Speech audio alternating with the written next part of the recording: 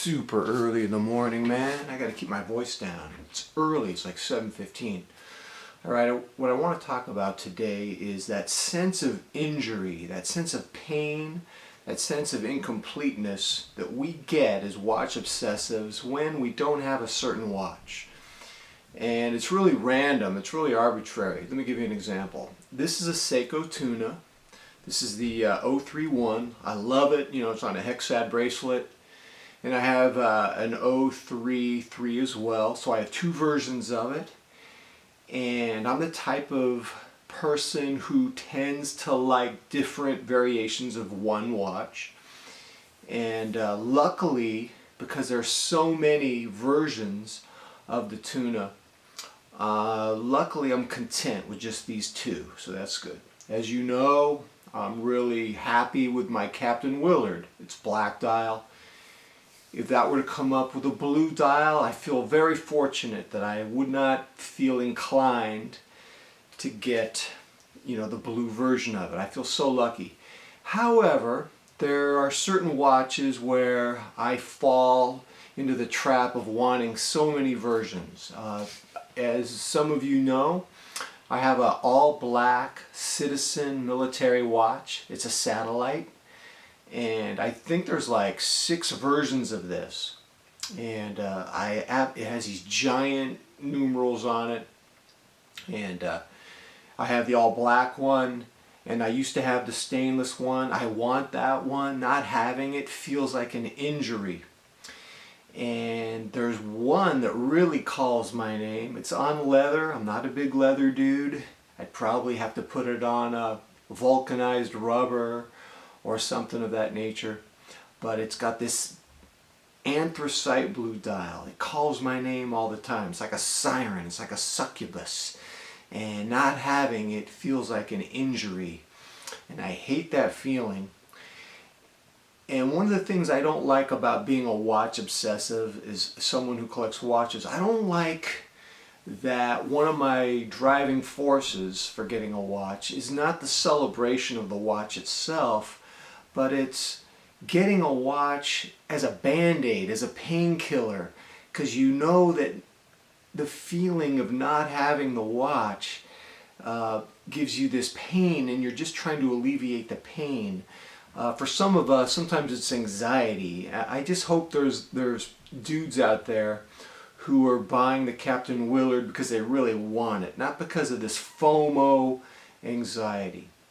So, are there any solutions to alleviating this compulsion to buy a watch just because you're trying to avoid the pain of not owning it? Well, let's look at some possible solutions. I don't know if there are any, but let's look at some. One, I guess if you're mature, you might experiment with time. What does that mean, time? Time means you just wait it out. Sometimes you think you feel injured because you don't have something, and the feeling will go away. That will happen.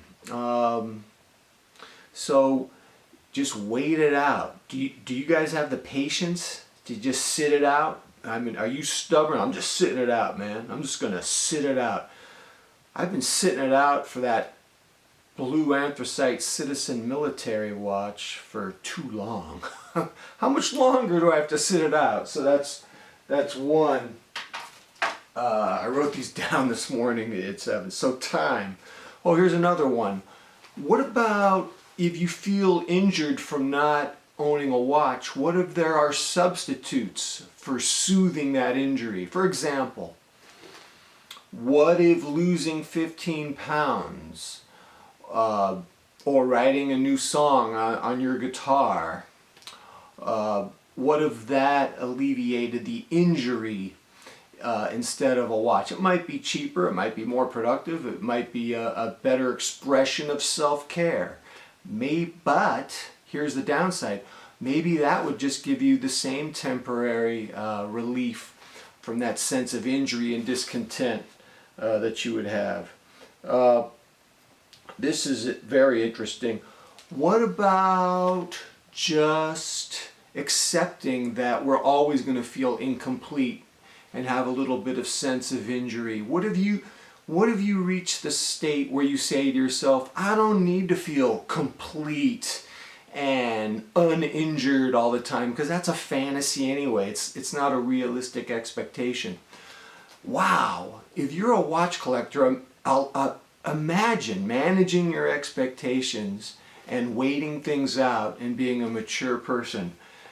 That might be so hellaciously revolutionary that might just be too much for some of us to handle. That's funny, man. Here's another thing I want to bring up. When you want to buy a watch and you feel like if you don't get it, there's this injury, this pain from not having it. Think about other scenarios where this has happened, and this will allow you to see how ridiculous it is. For example,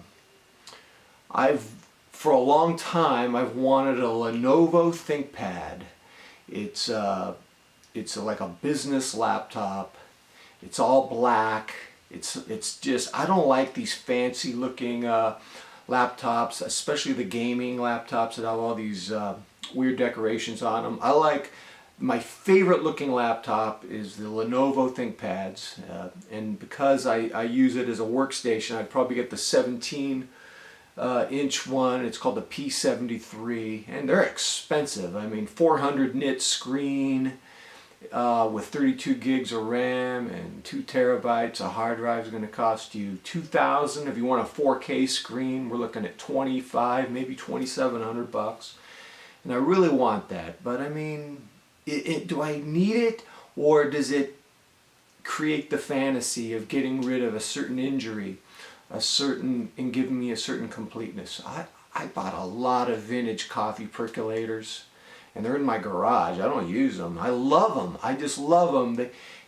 Buying them, it made me feel like I was getting rid of an injury. But I use a slow drip coffee maker, a modern one. It's not as romantic, but I kind of like the taste of the coffee more from a slow drip. I've been this way with radios, buying radios that I didn't need because I had to have a certain radio to alleviate a sense of injury. I have 8 kettlebells in my garage, from 25 pounds to 70, and I really don't need any more, but just getting another kettlebell. There's something about the collector's mentality that should scare us all. The last thing I would say, just admit that you're crazy, laugh at yourself, and maybe that will help diffuse the pain. Now, none of this may work at all. I mean, as I'm talking to you, I'm still seeing that anthracite blue dial, Citizen military diver.